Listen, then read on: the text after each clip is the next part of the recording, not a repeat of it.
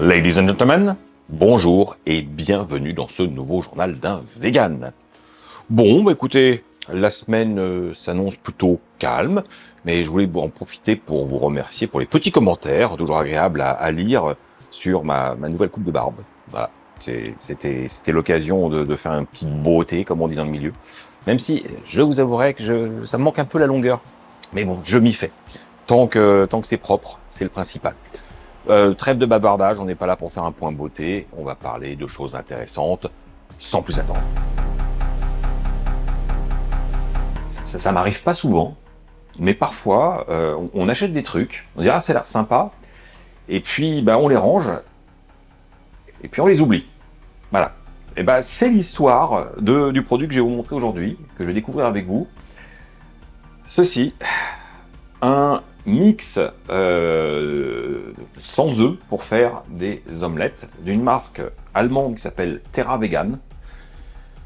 De mémoire, je pense qu'on a acheté ça sur le site Official Vegan Shop.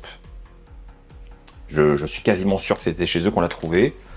Et voilà, j'en avais très envie parce que honnêtement, je trouve que c'est un truc qui manque d'avoir des substituts d'œufs pour faire justement une omelette ou des préparations. Alors c'est vrai qu'on peut remplacer l'œuf par mille et une manières selon la technique, selon le produit, selon la recette. Enfin, on s'en sort bien, mais avoir un produit qui remplace réellement l'œuf dans sa fonction primaire de manger de l'œuf, on a bien des simili carnés, je vois pas pourquoi on n'aurait pas des simili œufs. Et en France, il faut quand même bien reconnaître que Just Egg se fait largement désirer, alors qu'ils étaient censés arriver cette année en France, du moins en Europe. Toujours pas de nouvelles. Le pas pondu, qui est quand même un peu notre fleuron français en matière d'œufs, peine à évoluer pour être vraiment distribué, ce qui, moi, me chagrine, parce que j'aimerais bien les voir arriver enfin, parce que c'est des bons produits. Et depuis quand même quelques années, on trouve ce genre de trucs, des mix de poudre qu'on va mélanger avec de l'eau et qu'on va faire cuire et qui vont faire normalement quelque chose assez sympa. J'ai eu des déceptions, j'ai eu des très bonnes surprises en matière de produits comme ça, déshydratés. Donc on va voir si celui-ci est à la hauteur de mes attentes et si c'est bon. Alors, la méthode est vraiment simple. On prend 40 grammes du mix avec 50 ml d'eau, on mélange. Dans une poêle avec un peu de matière grasse, on verse le mélange, on laisse cuire, et c'est prêt. Voilà, ça, c'est pour faire une omelette. Normalement, voilà, en 5 minutes, c'est bon, on a quelque chose. Je trouve ça plutôt cool. On va voir. Alors bien sûr, ils disent qu'on peut s'en servir dans des quiches pour faire un appareil, ce qui est beaucoup plus malin. Maintenant, c'est vrai que c'est pas là que je trouve qu'il y a une utilité. Avec de la fécule, on arrive déjà à avoir quelque chose de très stable avec les crèmes, etc. Mais bon effectivement, je trouve ça intéressant aussi d'avoir l'idée d'avoir un produit polyvalent. Je vais pas le tester comme ça aujourd'hui. On va juste faire une omelette, ce sera déjà pas mal. Bon, c'est parti pour la préparation. On va peser donc 40 grammes. Voyons ça, ouais. Par contre, voilà. Hop. Ça va faire quand même pas mal, 40 grammes. Ils disent qu'on peut faire 5 omelettes au total. Et je me demande quel est le résultat final. Hop. Et on rajoute 50 ml d'eau.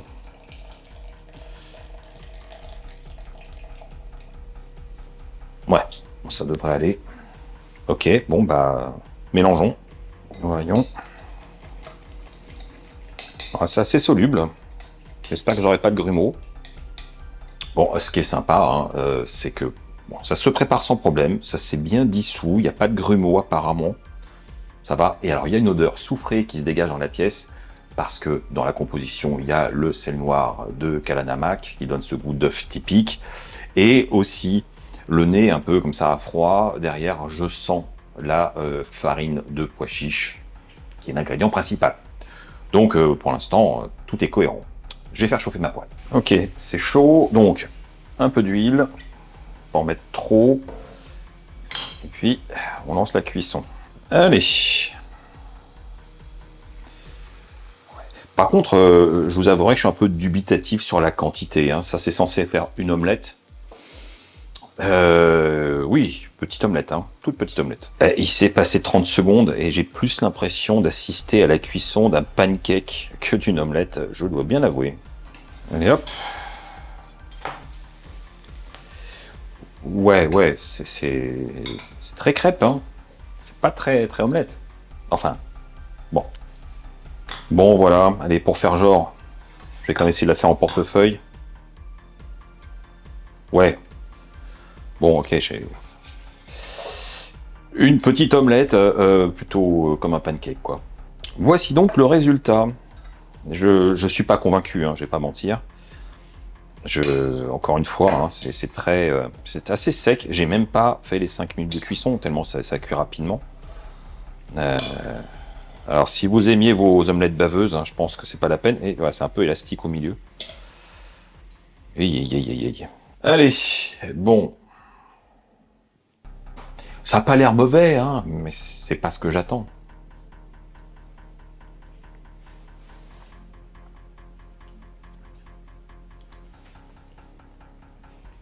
Ah, bon, on va pas tourner autour du pot, c'est pas réussi. J'ai vraiment l'impression de manger un pancake. Voilà, ça ressemblait, bah, c'est pareil en bouche, avec un vague goût de curcuma à l'arrière. Alors, en soi, c'est pas mauvais. Voilà, je me dis, oui, ça, c'est pour faire des petites crêpes comme ça, crêpes salées, c'est chouette. Pour mettre quelque chose dessus, s'en servir comme un support, pourquoi pas. Mais c'est vendu pour faire de l'omelette. Et là, ça me dérange, parce que c'est pas du tout le résultat, ça n'a rien à voir, ni en goût, ni en texture, à peine en visuel. Enfin, voilà, c'est pour ceux qui ont déjà fait des omelettes dans leur vie, et vous avez certainement aussi fait des pancakes ou des crêpes, vous voyez bien que bah, ça va pas. Bon, bah voilà, clairement, bah, je suis content d'avoir fait l'expérience pour vous. Entre temps, j'ai vérifié, c'était bien sur Official Vegan Shop qu'on l'achetait, mais c'est en rupture de stock. Bah, tant mieux. Donc, si vous voyez ce produit et que vous avez une folle envie de faire des omelettes, abstenez-vous. Il y a des produits certainement meilleurs. Voilà. Cette semaine, les amis, j'ai envie de vous parler d'une série que j'ai découverte sur Netflix qui s'appelle Botkin. Et, bah oui, on s'est régalé. Alors, qu'est-ce que c'est? C'est classé à la base comme une série dite comique, comédie. Bon, pas vraiment. Mais je peux comprendre. Il s'agit non pas d'une série anglaise, mais une série américaine, mais il y a quand même une touche d'humour british derrière, relativement light, parce qu'on est plus sur un thriller qu'autre chose, avec une vraie ambiance, une histoire qui est super sympa, mais il y a des petites pointes d'humour, plutôt humour noir, ou un peu d'absurde, à des moments très précis. Donc c'est pas du tout désopilant. C'est pas vraiment l'ambiance qui prête à rire, puisque, je vous fais un petit peu le résumé de l'histoire, on va suivre un podcasteur américain, une journaliste d'investigation qui vient de Londres et qui est irlandaise, plus une assistante du journal qui vient en renfort, en Irlande, dans un petit village de Botkin, pour créer du contenu pour le podcast, autour d'un mystère irrésolu, à savoir la disparition de personnes pendant la nuit de Samhain, l'équivalent en fait du Halloween irlandais traditionnel, donc le 31 octobre. Et forcément, ils vont découvrir des choses, sachant que à l'origine, on se rend bien compte que tous ne sont pas là pour la même chose, ni avec le même objectif, ni la même manière de travailler. Vous pouvez bien l'imaginer. Ça crée des situations, certes, amusantes, mais aussi des tensions. Et puis, on a un dénouement qui nous arrive, avec un mystère qui finalement s'épaissit avant les grandes révélations. Mais bon, ça, je vous laisse découvrir. C'est simple, hein. 7 épisodes, donc c'est pas non plus un investissement de temps énorme, ça vous fait la semaine au quotidien, tranquillement, et il n'y a rien à redire, j'ai pas de point négatif. C'est super plaisant, c'est bien rythmé, les personnages sont attachants, Le paysage irlandais est magnifique, la réalisation est propre, il n'y a pas de grande fantaisie ni grande originalité, si ce n'est toute l'intrigue. Même si on la voit venir à un moment ou à un autre, ça change rien parce qu'il y a quand même des rebondissements. Donc, si vous aimez bien un peu de suspense, les petites enquêtes et trucs comme ça, je pense que ça va vous faire plaisir de voir une série qui est bien ficelée. Lors de mes dernières pérégrinations dans un magasin Paris Store situé à Belleville, je suis tombé sur un rayon que j'ai trouvé plutôt sympathique puisqu'il regroupait des produits asiatiques, végétariens et véganes, isolés un peu du reste. Donc, ça a attiré ma curiosité et j'y ai fait quelques découvertes. Et parmi elles, j'ai décidé de tester ceci. Et ça, qu'est-ce que c'est? Eh bien malin celui qui saura le dire. Ah oui, oui, moi je suis un aventurier du goût, j'ai peur de rien. Alors, c'est intitulé dans la traduction derrière, je vous le dis, plat végétarien saveur poulet. La composition, bien sûr, est en clair et en français, il y a plein de langues, c'est complètement vegan. Bon, jusque-là, tout va bien. Le seul truc, c'est que, bon, ben voilà, j'en sais pas plus. En façade, il y a un petit sticker qui marque imitation saveur poulet, d'accord.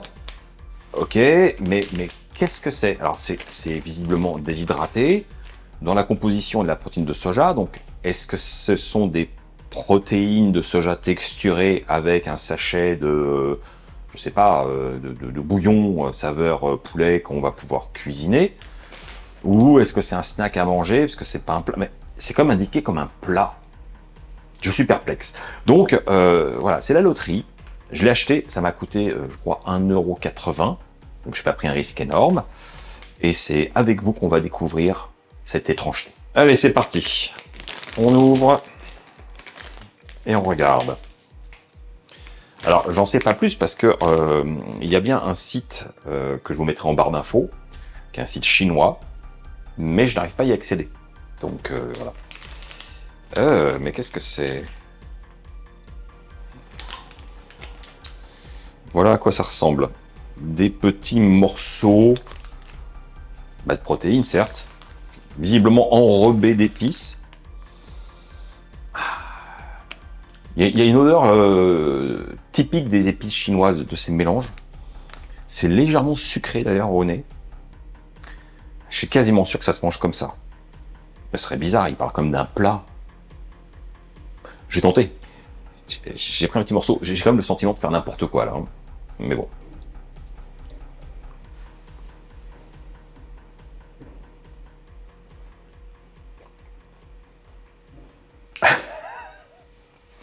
J'aime bien faire ce genre d'expérience, je vous avoue.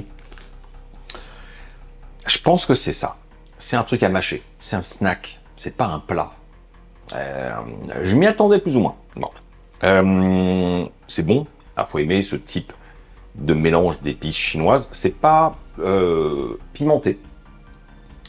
C'est assez puissant. Ça a ce côté un peu mélange 5 épices classique chinois, avec cette petite note de badiane, de cannelle, de poivre. Enfin, c'est très bon.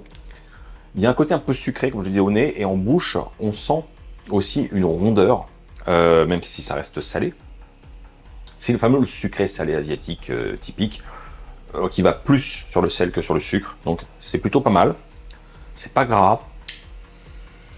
Et la texture fait un peu penser à des trucs un peu style jerky. Alors, il n'y a pas le côté filandreux, mais on sent que voilà, ça se mastique, ça se réhydrate avec la salive, et ça libère beaucoup de saveurs. Et voilà, j'ai pas du tout l'impression de manger des protéines de soja texturées sèches. C'est un peu assez sec, et à la fois c'est mou. C'est difficile à décrire. Hein. Bon, et honnêtement, ce qui me conforte aussi sur le fait que c'est un snack, c'est qu'il n'y a aucune instruction de préparation, de cuisson, d'exemple. Alors que généralement, il faut bien avouer que sur les produits chinois, vietnamiens, etc., il y a souvent une indication qu'on ne comprend pas, mais avec souvent des dessins. Enfin, on est rarement perdu. Puis avec un traducteur visuel, on y arrive très bien. Là, j'ai utilisé un traducteur, il n'y a rien. Hein. Il n'y a aucune instruction qui nous permette de se dire comment on va le préparer. Donc je pense que c'est ça. C'est un snack, ça se mange comme ça. Et j'y reviens d'ailleurs. Bon alors quant au goût poulet, je ne saurais dire.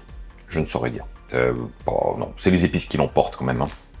Mais c'est pas mauvais du tout. C'est pas mauvais du tout. Je regrette pas d'avoir tenté l'expérience. Si vous voyez ce petit paquet, ayez confiance. Tentez. Alors moi, c'était, comme je vous le disais, dans le Paris Store de Belleville, qui est très grand. Et je suppose que dans d'autres Paris Store, ça se trouve aussi. Par contre, ça, c'est un produit que j'ai jamais vu chez Tank Frères, ni dans des petites épiceries asiatiques indépendantes. À vous de me dire si vous avez déjà rencontré ce sac énigmatique, un peu timide au niveau des indications.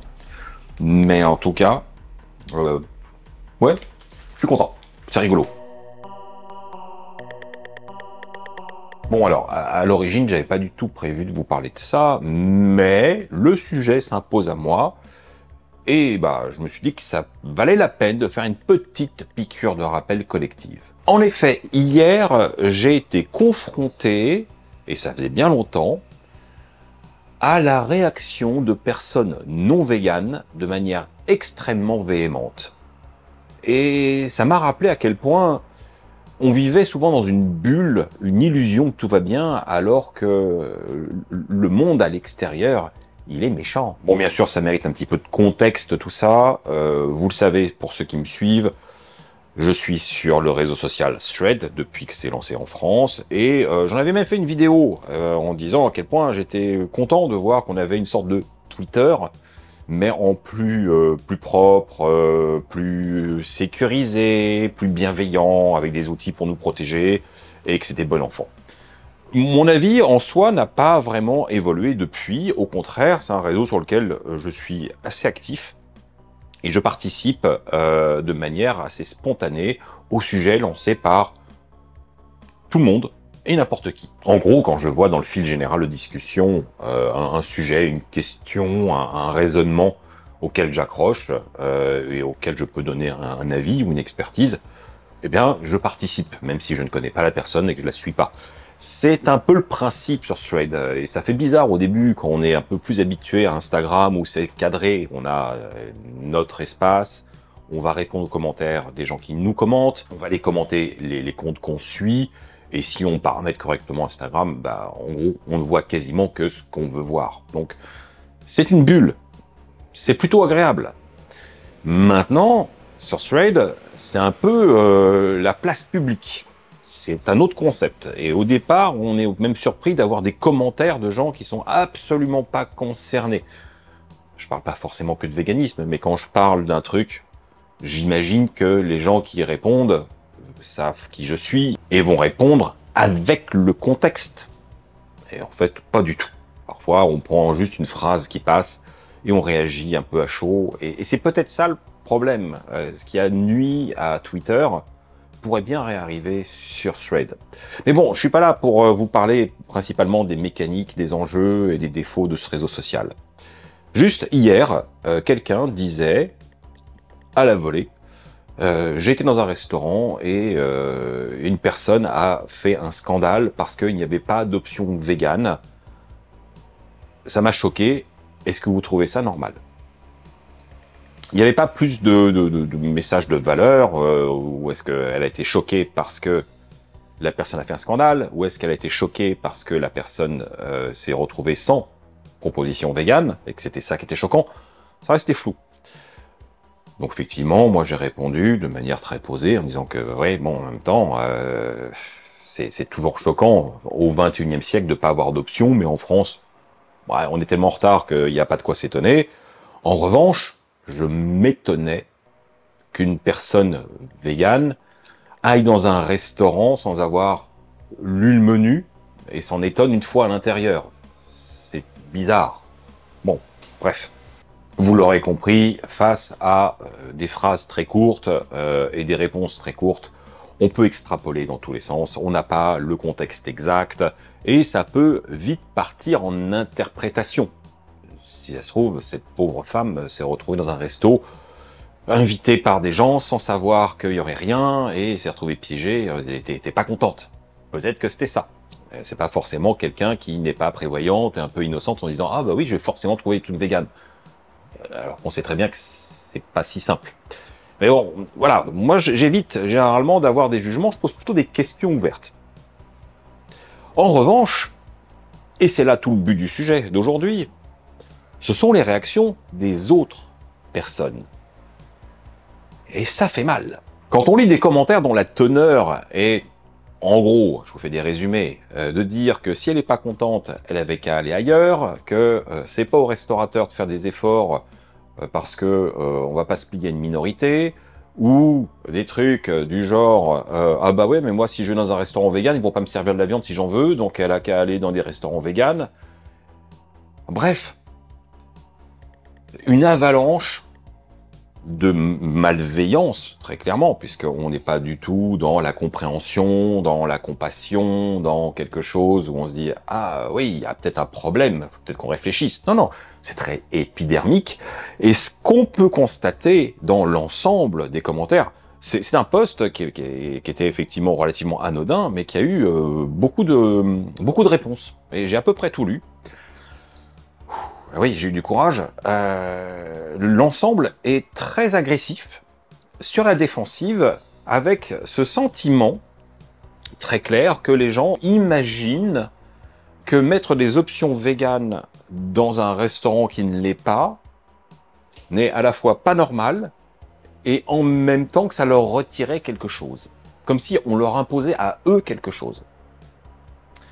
C'est tordu. Bon, bien sûr, hein, je vous rassure, il y avait aussi des commentaires un peu plus constructifs, qui allaient plus dans mon sens d'ailleurs. Hein. On ne me répondait pas à moi, mais c'était un peu la même teneur, en disant, bah ouais, faire un scandale, c'est peut-être un peu exagéré, en même temps, c'est pas normal qu'il n'y ait pas d'option, et en même temps, pourquoi est-ce qu'elle va dans un restaurant où il n'y a pas d'option, sans s'être renseigné avant?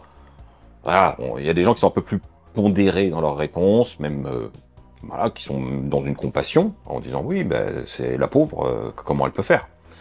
Mais, allez, ça représentait pas plus de 15% des commentaires. Il y a tout le reste. Et tout le reste n'était pas du tout modéré. On était presque sur une rivalité radicale entre une position plutôt de compassion et une position d'agressivité.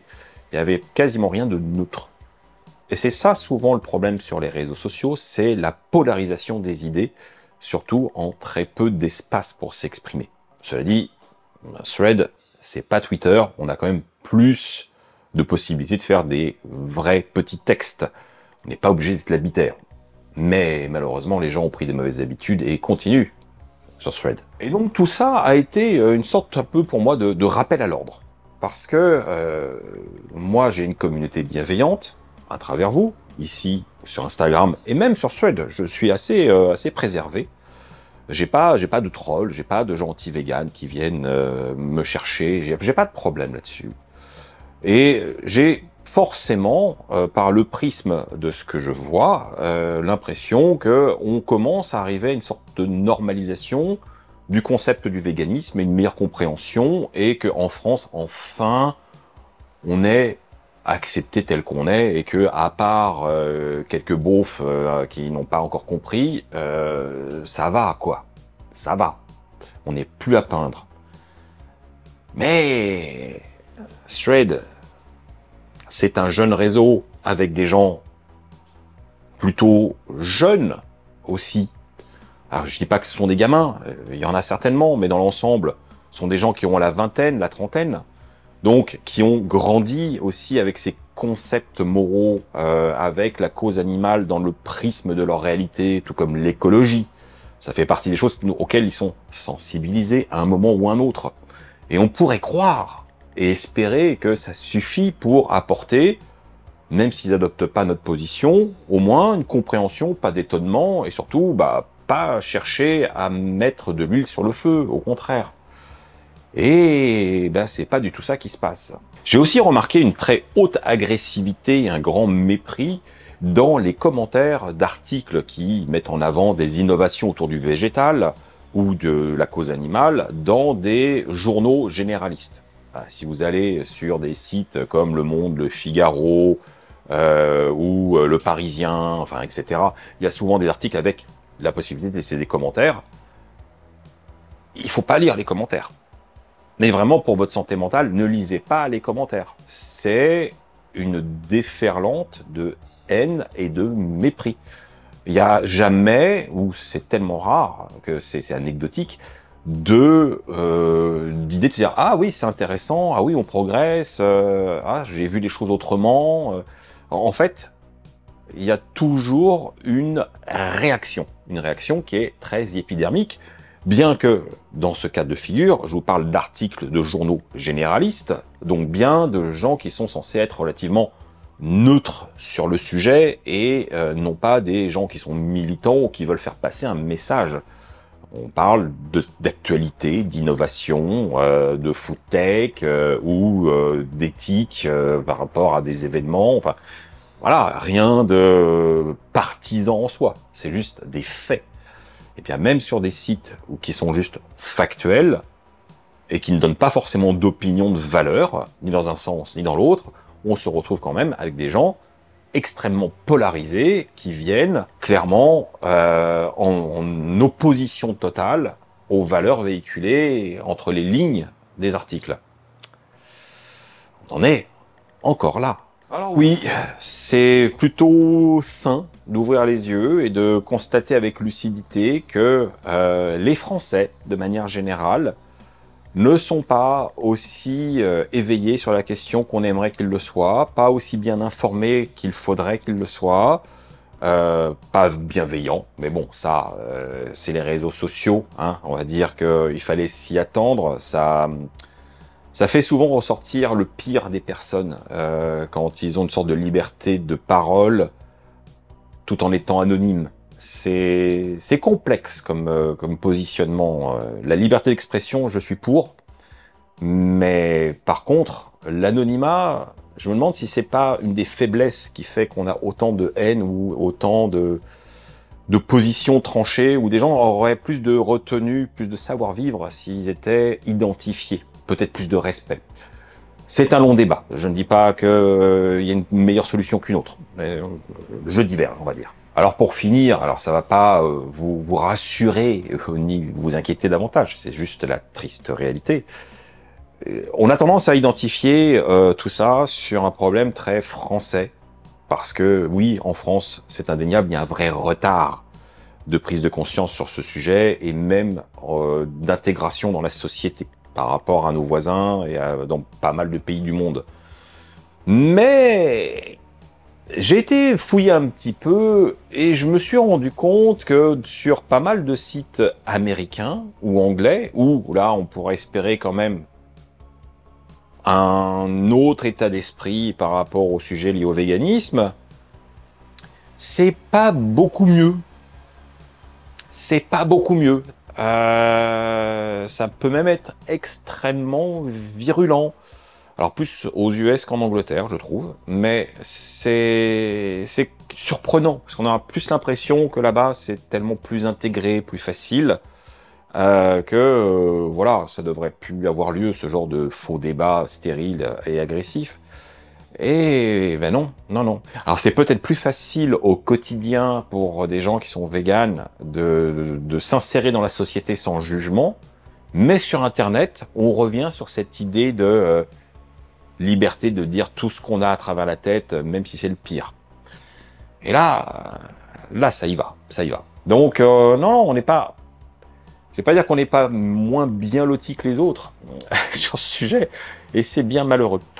Donc bon voilà, j'avais juste envie de vous le rappeler, n'oubliez pas que on est dans une bulle végane grâce aux algorithmes, mais peut-être même à cause des algorithmes, qu'on a l'impression que tout va mieux, et que si on commence à sortir de cette bulle, qu'on regarde la réalité en face, eh ben il y a encore du boulot, et je vous engage tous à avoir cette bienveillance envers ces gens qui n'ont pas compris, d'être patient, de montrer le meilleur de vous-même, de ne pas vous comporter comme eux et de pouvoir expliquer ce que c'est que les valeurs du véganisme avec tout ce que ça dégage de bonnes valeurs, sans sombrer sur l'agressivité, être trop sur la défensive et finalement avoir un effet miroir par rapport à ce qu'on nous envoie. C'est pas comme ça que ça va avancer. Au contraire, il faut savoir se pondérer pour faire passer un message de manière certainement plus efficace. Pensez-y. Bon, aujourd'hui en cuisine, j'ai envie de faire du riz et de travailler sur une base d'inspiration coréenne. Alors déjà, je dis bien d'inspiration, pour tous ceux qui sont coréens ou d'origine coréenne, je suis désolé. Je ne vais pas faire quelque chose de traditionnel, d'authentique, je ne fais que prendre un état d'esprit ou des techniques que je refusionne à ma sauce. Donc ce n'est pas du tout un plat signature coréen, pas du tout. C'est juste une envie. Vous allez voir, j'ai déjà un schéma en tête. Je pense que le résultat va être plutôt réussi, j'espère, parce que c'est moi qui vais le manger. Donc ça a intérêt à être bon.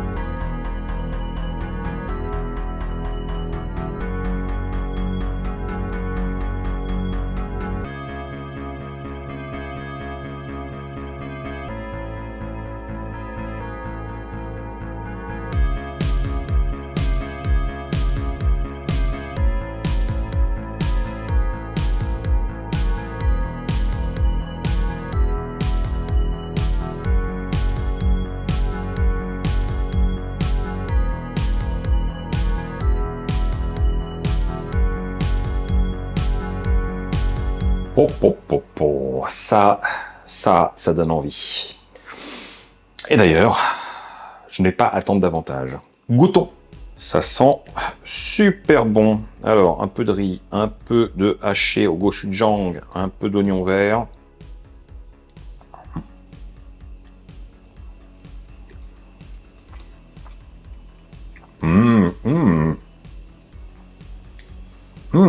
Avec un peu d'avocat aussi, tant qu'à faire. Hein, ah, j'essaie que toutes les combinaisons, c'est fait pour. En fait, bon, c'est délicieux, mais ça correspond à un état d'esprit. J'avais envie d'un plat qui soit pas trop chaud parce que la température extérieure est un peu étouffante, mais j'avais quand même envie de quelque chose de réconfortant. Et j'ai cet hybride où j'ai ce haché qui est bien épicé avec le gochujang. J'ai mis la dose, dosée selon votre tolérance, hein, parce que moi j'étais un peu généreux. Le riz contrebalance un peu, on a l'avocat qui donne du gras, de la gourmandise et de la douceur, l'oignon vert qui donne de la vivacité, les petites graines de sésame noir qui donnent encore une autre texture. Bref, c'est très harmonieux, ça donne vraiment envie d'y retourner et de découvrir différentes combinaisons entre les trois principaux ingrédients. Franchement, c'est pas authentique, mais je pense que je reste comme dans un cadre d'un état d'esprit, d'une cuisine que je respecte beaucoup. Et le gochujang, ouais, bon, il n'y a pas plus coréen comme produit, et j'adore ça. Donc, je me suis encore fait plaisir une fois de plus. Et voilà, c'est fini pour cette semaine. Bon, alors avant de se quitter, je voulais vous remercier puisque suite à ma vidéo de la semaine dernière où je vous parlais d'Instagram, plusieurs d'entre vous, visiblement, sont venus me rejoindre sur Instagram et se sont abonnés. ou ont échangé avec moi. Donc ça fait plaisir. Donc c'est parti pour une nouvelle page du chapitre Instagram pour moi et pour vous. Sinon, bah, j'espère que tout va bien pour vous. Vous avez passé un bon moment. N'oubliez pas les petites règles d'usage. Ça fait toujours chaud au cœur. Et on se retrouve la semaine prochaine, sans faute, pour de nouvelles aventures. Tchuss!